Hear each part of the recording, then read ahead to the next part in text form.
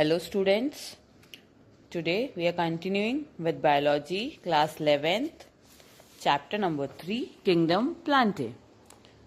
This is the fourth lecture of this chapter, that is Kingdom Plantae, fourth part of the chapter.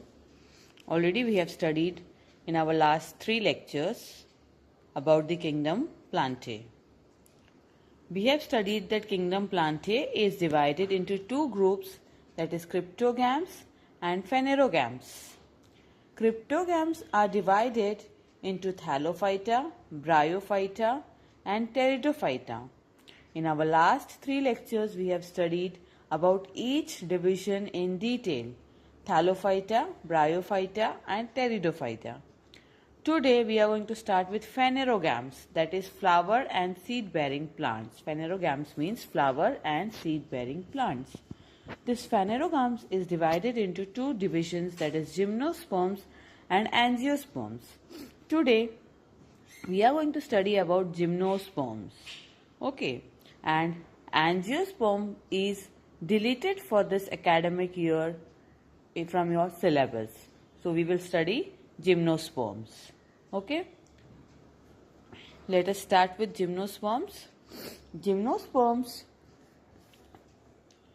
there are about 70 genera and 1,000 living species of gymnosperms in the world. Okay, how many genera are there?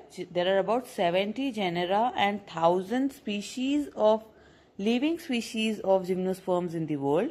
In India, it is represented by 16 genera and 53 species. Let us study about the word gymnosperm in detail. What do you mean by gymno? Gymno means naked and sperma means seed. Okay, gymnosperm means naked seeds, the plants in which naked seeds are present. That means seeds are present without any covering, without any fruit. Naked means open. Okay, the plant which are having open seeds are known as gymnosperms. Example for such type of plants are cycas, ginkgo, pinus, etc. Okay, you can see here cycas plant, ginkgo plant and pinus plant. Okay, so there are various plants which are having naked seeds. The plants with naked seeds are known as gymnosperms. Let us study in detail about gymnosperms. Gymnosperms are evergreen shrubs or woody trees. That means they are evergreen. They are found every time, anytime, all the seasons they are available. Then they are shrubs or woody trees, means they are medium-sized plant.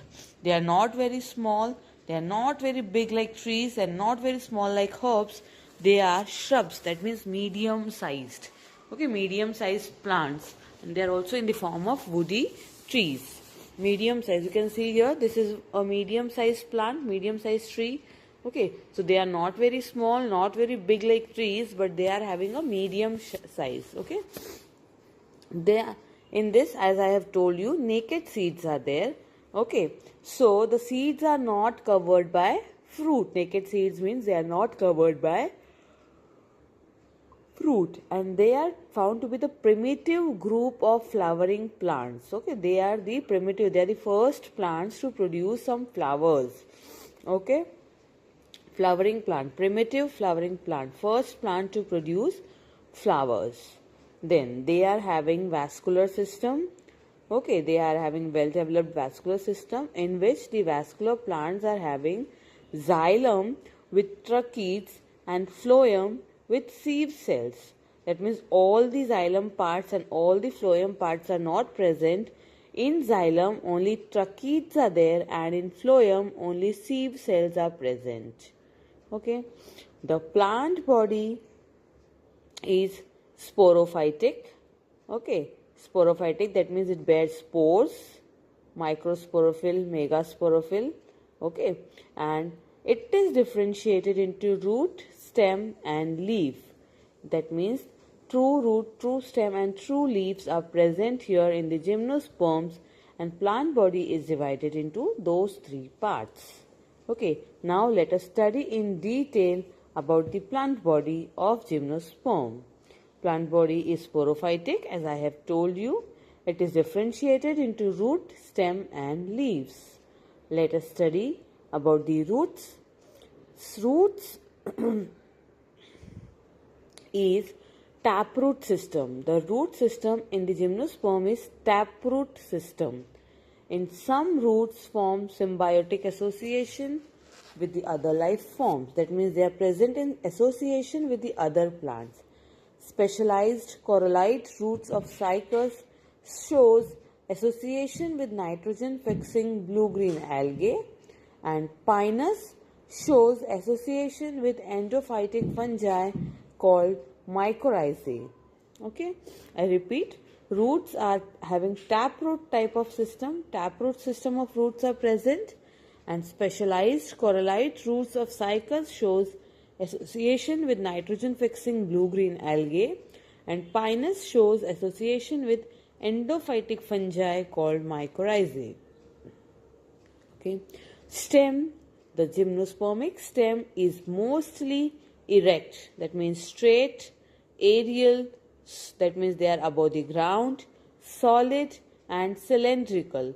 You can see here the cylindrical stem. Okay, so they are cylindrical. Then gymnosperms in cycas it is unbranched, while in pinus, cedrus, and conifers it is branched. That means stems in some of the plants are unbranched, and in some of the plants they are branched. Okay, some of the plants they are branched. Okay, leaves are dimorphic. That means two types of leaves are present. That is foliage leaves and scaly leaves. Okay, two types of leaves are present, foliage leaves and scaly leaves. When I say foliage leaves, they are simple, needle-like or pinnately compound, and scaly leaves are small, membranous and brown. So that's all about the root, stem and leaves. Spores are produced by microsporophyll and megasporophyll. Microsporophyll produces male gametophyte, that is male reproductive organ. Megasporophyll produces female gametophyte, that is female reproductive organ. So spores are produced, that is by microsporophyll and megasporophyll. Microsporophyll produces male spores, megasporophyll produces female spores. Is it clear? Next is alternation of generation. This shows alternative sporophytic and gametophytic generation. Sporophytic generation produces spores and gametophytic generation produces gametes. With the union of gametes, again sporophytic generation will be produced, and with the union of sporophytic generation, male spores and megaspores and female spores, there will be, that is megaspores and microspores, there will be formation of gametophytic generation.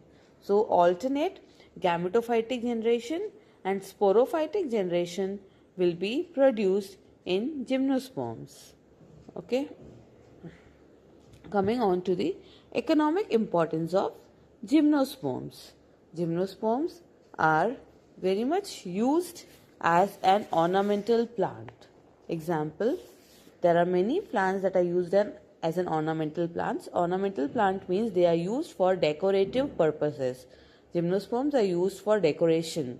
Okay, you might have seen at various places in marriage halls and at various parties, there are some of the plants that are used for decoration, decorative purpose.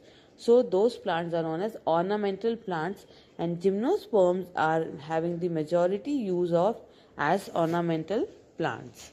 You can see here the plants. Examples for ornamental plants are cycas, orocaria, then Podocarpus, Thuja, etc.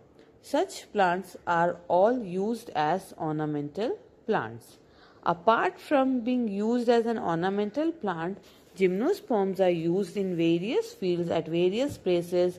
For example, they are used as a source of wood, they are used to obtain paper, they are used to obtain essential oils, they are used in tannins, they are used as fibers, they are used to obtain edible products in fatty oils, resins, they are used as a medicinal uses, and last one is ornamental, as I have already discussed that they are used as an ornamental plant. They are used as a source of pine wood, turpentine oil, pine resins, etc. So they are having various uses. Okay, various uses are there. Many uses. Okay, uses of gymnosperms are there. So we have completed the division gymnosperms today. Okay, so thank you for today. We will continue the chapter in our next lecture.